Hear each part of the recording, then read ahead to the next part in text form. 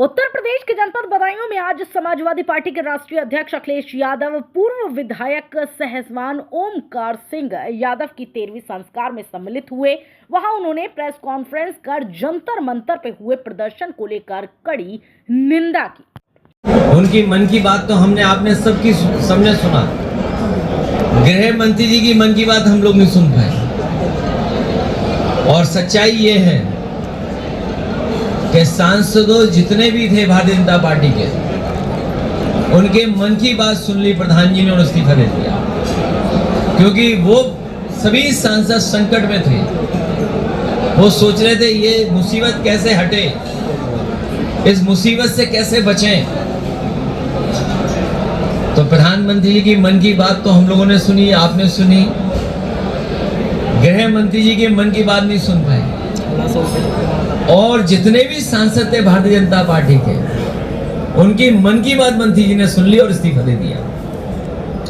तो इस्तीफा तो हुआ है, मंत्री गए हैं, लेकिन सरकार बच गई।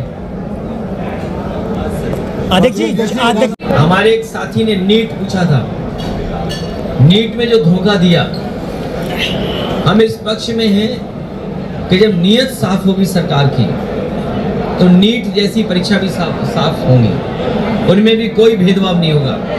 और जब से उत्तर प्रदेश की सरकार भारतीय जनता पार्टी आई है, 20 से ज़्यादा पेपर लीक हुए हैं। और अभी सुनने में आया है कि सरकार के लोग घबरा गए जब मैंने ये कहा लोकसभा में कि 26,000 प्राइमरी स्कूल बंद हो गए।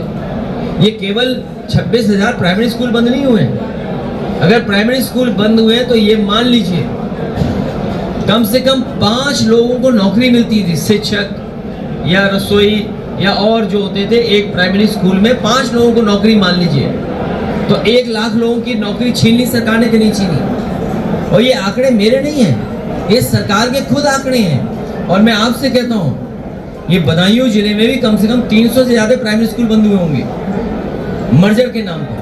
आप सोचिए, कल्पना कीजिए, एक बेटी को 4 किलोमीटर 5 किलोमीटर छोटी बहन को पढ़ने जाना पड़े, कितने लोग पढ़ाने भेजेंगे?